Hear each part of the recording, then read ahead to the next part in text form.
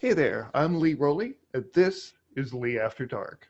Why? Because there's more to being a business leader than just business. Each week, one brave entrepreneur ejects the elevator pitch and tells us about, well, whatever they want to talk about.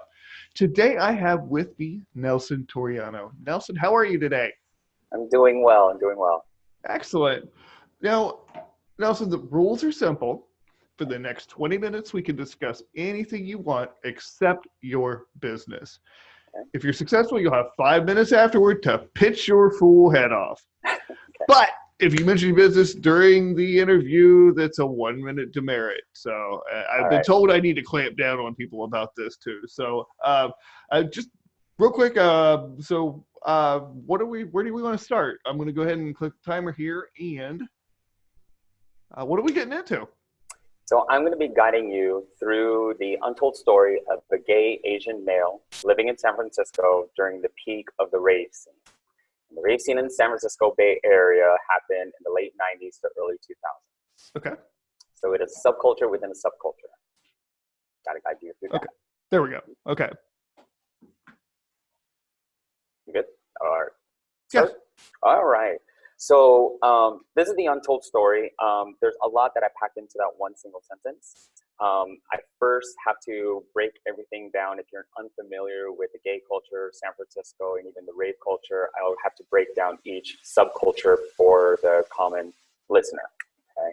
So the first part I have to guide you through. First, the gay culture in San Francisco at that time. Second, the Asian American culture at that time.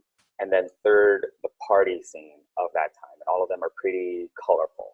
Then I'm going to put everything together and then explain to you what I was going through and how I got out of it, pretty much. Okay? Excellent.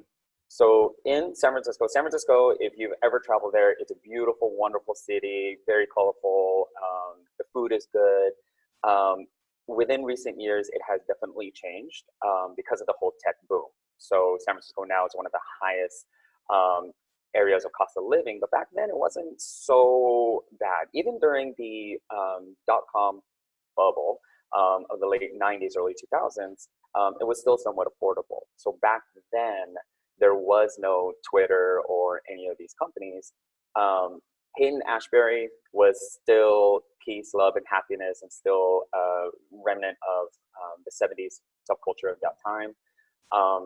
There was the Mission District, so that's where Carlos Santana was, and that was a lot of Hispanic and Latino communities right there, and it was a wonderful neighborhood. So in my heart, San Francisco still had a lot of truth to it and a lot of honesty.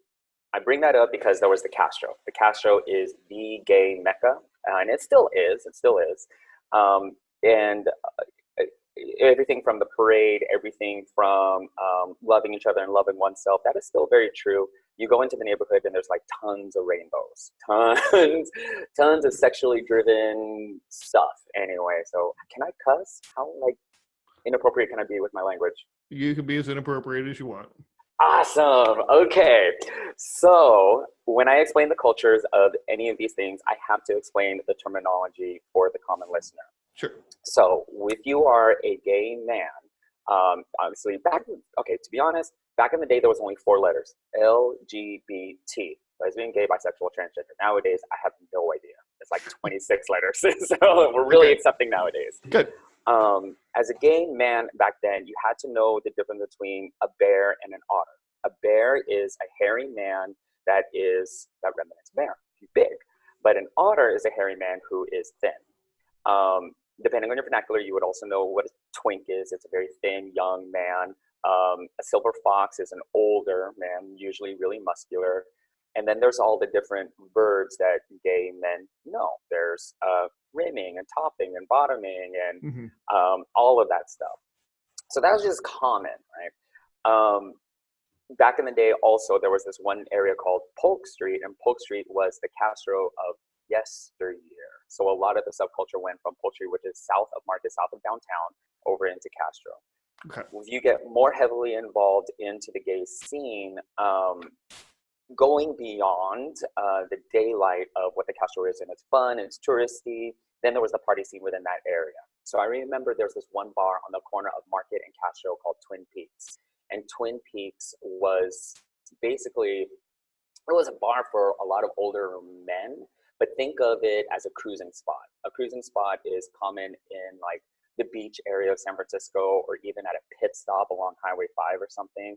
So a lot of shady stuff went down, and there was stuff that happened in the bathrooms and all of that. So after dark, or even like during the nightlife area, it was not uncommon to have promiscuous sex, unprotected sex, meet someone. I mean, everyone's drunk, everyone's high, and everyone's loving each other, so people could naturally fall into drugs. That is the gay culture. All of this was happening well before what's common nowadays with the self-acceptance. It even happened before, I mean, back then, there was no such thing as gay marriage. There was no such thing as Gavin Newsom. There was no such thing as Will and Grace. So a lot of the self-expression within a person actually had to happen after dark, okay, at night. So that explains gay culture back then. Now let's talk about gay culture within the context of race. And even within the gay community, there is racism. Now, racism in the gay culture can also, you walk that fine line between racism and fetish. So some gay men will say, well, I'm only into other white men or other black men, or I only like this particular race because, well, that's my thing. Back in the day, we didn't have Facebook, Twitter, or any type of, or even social communities. There was no such thing as social media. We were still dial-up. We were still AOL, right? And so in that, we had these chat rooms. These chat rooms were dubbed as GAM for GAM, G-A-M, the number 4, G-A-M. What that theme was, gay Asian men for other gay Asian men. And there was this long laundry list of chat rooms that had all these different letters. So if you saw BLM, it was bi Latin male. If you saw SWM, it was straight white male. Basically, it's going to be your sexuality plus your race plus your gender. Okay. And then it would be the number 4 and what you're looking for. So in those chat rooms, you could be one or the other, and what you're looking for is trying to hook up. You can hook up in as little as like 2-3 minutes or something. It was the precursor to Grindr. Let me put it that way. So, I mean, you could hook up. Our other option was going into Craigslist. And in the Craigslist, you could just post an ad looking for someone, and you would use the same letters. Now, you have to wait. There's a waiting period for someone to see your ad because you're advertising yourself. But in any given night, I would say like anywhere between like 70 to 100 men in your area would be looking for someone. And again, hooking up could be happening within a number of minutes. I bring this vernacular up because the race dichotomy within the gay culture also led to a lot of stereotypes. So if you're Asian American, usually you are the submissive one of the two men, or you are submissive, passive, you're usually the bottom. Typically it's the white guy who is attracted to Asians. So if you're the white guy who is attracted to Asians, you'd be called a rice queen. So derogatory. Sure. And I'm Filipino, so my people are called Pinoy. So when a white guy refers to you or he's unfriendly to you, he would reference Pinoy, and then it's kind of like, hey, you know, I know your kind, I know you. It's a kind of a relatedness. Okay. You know? Then in these ads, there would be other people who strictly do not like Asians. And it was a common phrase if you're Asian to always hear no femmes, no Asians.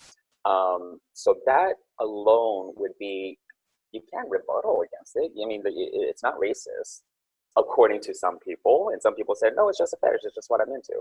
Right. But if you are an ethnic gay man, it happened to you all the time. And someone's not attracted to you because they're just not into you, but they would not even give you the time of day. It's an ad, you're answering an ad. Then there's even a deeper level of racism between Asians. There's Asian from Asia and Asian Americans. Asian Americans have the individual mindset. We're a little bit more loudmouth. We are more integrated into the independence of America. Asians from Asia tend to have the collective mindset. They also have a bigger influence in terms of religion, especially if you come from, back then a very communist country, or if you come from a very Catholic country like the Philippines, or if you come from a country where, like Singapore, where there really is no gay culture. I I mean, even right now, there isn't any. Mm.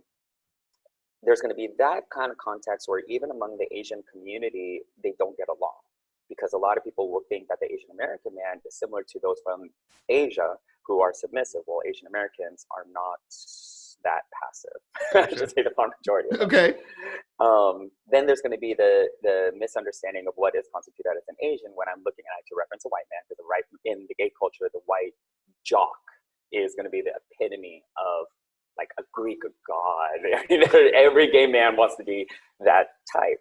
When you walk into any type of porn store or any type of BDSM store, they're all separated from the majority of media, which is mostly white male performers. And then there's going to be the ethnic portion. And any ethnic type of fetish that you're into would always be like one shelf of DVDs, but not the far majority of the so stuff. So if it's not white male jock, it's specialty porn. Correct. That is correct. Gotcha. So my people was always in like the back far corner, and you had to like really be into that, right? So anywho, back into Asia, Asians from Asia, and Asian Americans. Oh, side note, people often forget that if you're an Indian gay man, that you're considered Asian. So sorry if any of the listeners are Asian or gay and Indian, because during that time you're often forgotten altogether. Sure. you were left off the menu altogether. So it was pretty bad. It was pretty sad also. So that explains the mindset of the Asian American more in the context of the Asian American gay man. You had a lot to think about, and you had to know your place in society. I see. And then finally, the third subculture was the rave scene. The rave scene applied to anybody at that time who was 16 up to 20, maybe up to 30 years old. And it was coined by a lot of the warehouse parties that were mostly in San Francisco, in the grittiest part of San Francisco, as well as Oakland, also in the grittiest area in the warehouse districts. Mm-hmm. So if you got a flyer, or just knew of a party, or knew someone or a drug dealer who was throwing this party on a Friday, Saturday, sometimes during the weekdays, random times, you would get dressed in your biggest Jinko jeans, and you would put on your glow sticks and your stars, and you would just go all out like this candy kid. You had your bracelets and everything, but you first had to find the first meeting point in order to get instructions to go to the second meeting point, in order to get to the third meeting point, who that person would eventually tell you where the party is located. So it's always a scavenger hunt. Oh my. Yeah, the reason is, and now that I look back on it, it was really stupid, because it was pretty obvious if like hundreds of candy kids were going to this one location. I don't know why anyone didn't catch on. Subtle clues. It was very subtle.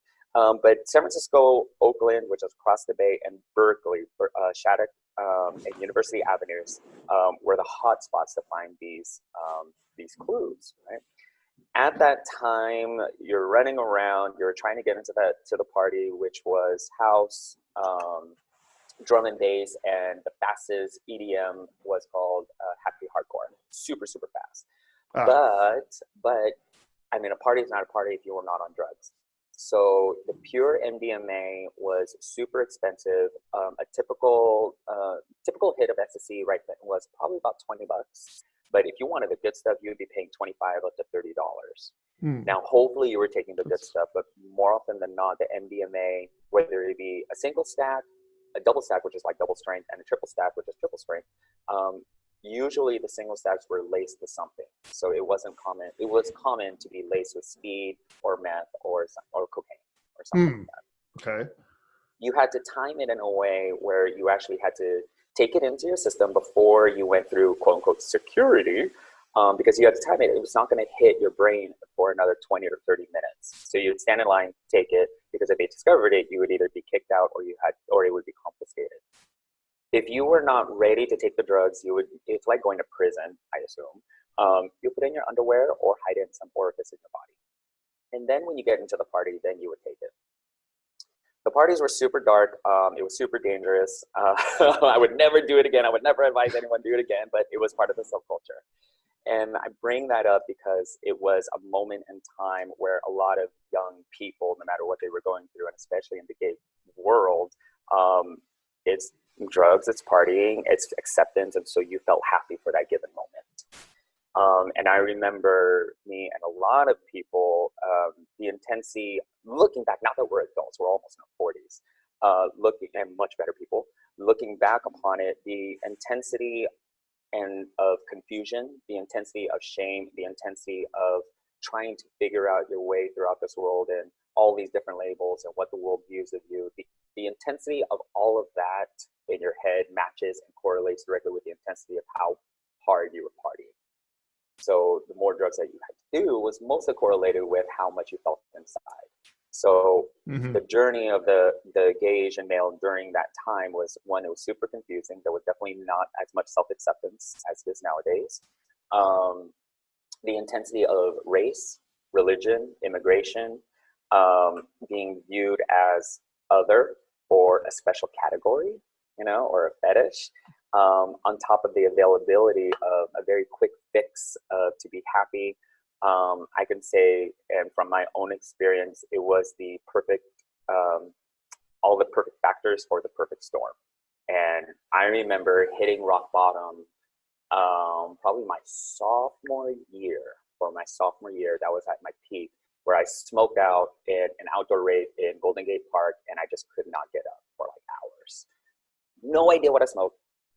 To this day, I cannot figure out. Luckily, my friends were still there, but they were high as all fuck also. Eventually, I sobered up, and that was when I realized that, you know, I was at the time, I just got out of an abusive relationship also, and I was really young to, again, drugs, you know, you're not really all that present. And I started getting myself back into school, started getting myself healthy over the next several years. And then after my senior year, that was in 2003, that was when my grandmother died. In the Asian world, your grandparents are usually the people who you grew up with, or they raised you. So they are oftentimes viewed as your parents also, but they have a huge, huge influence. Okay. I felt a very big loss, obviously. Eventually, I got a tattoo of an angel on my back in honor of her. So she's always with me. That's but awesome. After that was, thank you. That was another kind of slap in the face that I got to get my shit together. Sure. So the next 10, 15 years, I worked really, really hard in fitness, worked my way hard into professional life. And I had to walk away. I had to walk away from San Francisco. For a moment, I had to walk away from the stereotypes of that whole gay culture. And it helps. I dedicated a lot of times, ontological work, therapy, self-help, just to find myself as a man and an Asian American man who so happens to be gay. But nowadays, a much healthier person. But yeah, that whole subculture within subcultures and that very specific era was a defining moment. And I have to say, yeah, I'm actually pretty grateful for all of that. Yeah, you know, that's I'm glad that you have that take, and I hear that from so many guests that they become grateful for, you know, not only the triumphs but the struggles. Yeah, it defined me, and it gave me the character who I am now. I should say that. I wouldn't know what I would be if I didn't have those hard times. Awesome. Well, I appreciate you sharing these insights, because, you know, at least some of the listeners, this is a world that they've never seen. Mm-hmm. And we've got about 2.5 minutes left. Mm-hmm. What would you like them to know? I mean, you know, give you a chance to clear the air on anything. What would you want them to know? The gay world. Oh, you know what? This is what I always wanted to tell people, and was super, honestly, really, really, really, really annoying with social media. If social media was a person, and they always put a gay man in there to represent the whole entire homosexual community, please stop putting a stereotype up. Please stop putting a guy who flicks his wrists, who is flaming, who is flamboyant, who is fabulous. The whole gay world, we're just normal people with jobs and families and loved ones. But time and time again, I will see on Facebook, on Twitter, the most fabulous of gay men. Great that they feel confident, but it does honestly reinforce the stereotype that we're every woman's gay best friend, and we're all fashionable, and we're all high pitched in our voices and things like that. I want people to know that please don't buy into the stereotype.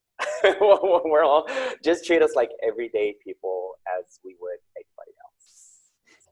I can tell you that living in Columbus, Ohio, I have definitely seen gay men who do not know how to dress. And I say that as a man who's been who's straight and been married for 20 years. So yeah, but I look and just go like, yeah, that stereotype is definitely not true. Yes, it is a stereotype. The shorts with the ducks on them gotta go. Exactly. but it's Ohio, so that factors into it too. And I apologize to any of my fellow Ohioans who irritate at me, making fun of the state every chance I get. But it does take two of us to spell the state, because like if every football season you can go to the parking lot of any strip mall in Ohio, and there'll be some drunk guy who will get out of his car and be like OH, and then the other guy at the other end of the parking lot who's also drunk will go IO, and then they'll act like they did a thing and they'll share it.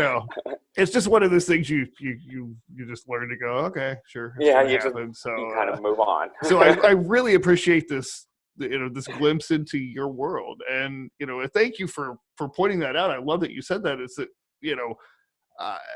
people who aren't exposed to that world are just like think that it's one thing. It's just yes. And what I stress is that wherever you come from, whatever your orientation is, you're still a human being. Yes, and a human being first. Thank you. I actually went over time and my timer's beeping at me, so shut up. All right, we're talking. I'm sorry. I talk to inanimate objects too, so that is really cool.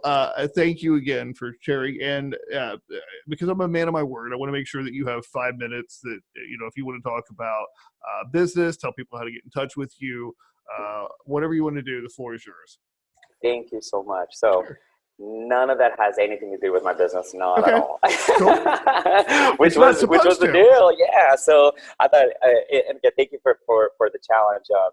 Sure. So who I am, I'm Nelson Toriano. I'm CEO of Coach Nelly Toriano. My background is in fitness and business. Coach Nelly Toriano is a financial education company dedicated to helping personal trainers understand financial literacy. So I'm a personal trainer by trade. Great. I'm a manager. I'm a CEO. I'm a business person. When I transitioned out of working in tech, I worked in the San Francisco Bay Area. It's natural to fall into tech. I was in that industry for about 10 years until I realized how empty I felt. I was always doing a side hustle, teaching group fitness classes, training clients, and eventually in 2012, I segued into doing fitness full time. Now, the pay was drastically different. You're living in one of the highest cost of living areas in the United States, helping people be fit. Personal trainers are not paid. And so that was one of the things that took me by surprise immediately. I got my feet grounded and I was earning good money, but a lot of my colleagues were not. So they were financially struggling. I think the biggest factor was because they didn't know what to do with the money after they had sold to the client. So in the personal training education, personal trainers are educated in the sciences, then they are trained in sales and marketing in order to obtain the client. The education usually stops there. Well, in the business world where I come from, that ends up being sales revenue, but it doesn't equate to net income because you didn't subtract all your cost of goods, you didn't track your expenses, you didn't subtract any certifications or anything. So there's going to be this whole disparity between, hey, I sold this client, I have so much money. Well, there's going to be the business people and say like, well, no, you didn't. You can be operating in the red. But all of those finance, accounting, terminology, and all those concepts, 1 is super boring. 2, personal trainers will never listen to it. 3, if personal trainers never listen, they'll never know it. So this is when my debut book came out. I wrote a book called For the Fit but Poor Personal Trainer, a guide on how to train money, not muscle, to grow. And for the personal trainer, I explained the 4 roles they can be. That's going to be employee, self-employed, business owner, and investor. I explained to them the 3 forms of income. That's going to be ordinary, earned, portfolio, and passive. I explained to them their taxes. I explained to them exactly what role you are and how to manage the money you get in order to produce the 3 financial statements: cash flow, balance sheet, and net income. And then the last one is your entire net worth statement. Because every financial advisor wants you to get to the point of understanding how to do a net worth statement. The most important part about this book, unlike a lot of business books, unlike a lot of personal training books, is that I actually explain these business concepts in fitness terms. My goal is to translate the two languages so the reader actually understands it, understands the analogies, and can actually embody it and put it into use. It's not a second language, and I want to make sure people understand I am speaking to you in your own language. Right now, I'm obviously doing a lot of podcasts, doing book promotions. I have a university presentation at the University of San Francisco in 2 weeks. So I'm targeting a lot of the people who are new to the industry, specifically between 20 and 30-year-olds. But if you're 40 or even older and you still don't understand the concept, I highly advise you pick up my ebook, paperback, or my audio version. All three are available on Amazon. On Amazon, okay. And we'll have specific links in the show notes so that people who are listening to this can go check it out as well. So anything else you want to share with us? You've still got a minute and 20 seconds. Oh, yeah. I mean, if you are a personal trainer who is really passionate about helping people, I applaud you. But if you're also a personal trainer who is burning out, here's where I come in. My goal is not to take away of any of the education that you have available to you, because I know that you're very smart in the sciences and sales marketing. Add in my book to your whole library. This is intended to supplement what you already know and show you what else is available out there to be an overall great, self-sustaining personal trainer who can be out there helping more and more people. Absolutely wonderful. And it's a huge asset to the personal trainers you work with too, I'm sure. You know, being able to turn things around and actually be able to not have to have that worry is a huge part of having the energy to do what you really want to do, which is to create change in the lives of your training clients, right? You got it. Yeah. Well, very cool. Again, we'll have all the links in the show notes. Thank you very much for coming on the show and sharing a very personal, deep story, and I love that you were willing and had the courage to do that. So again, thank you very much for giving that glimpse into your life. So we are out of time. If you found Lee After Dark more entertaining and relevant than most of the direct out there, give our hosts over at IPMNation.com some love, or subscribe on YouTube, Spotify, iHeartRadio, Stitcher, iTunes, and wherever the heck else this show ends up. Until next time, this is Lee Rowley with my new friend, Nelson Toriano. Until next time, be present and be well.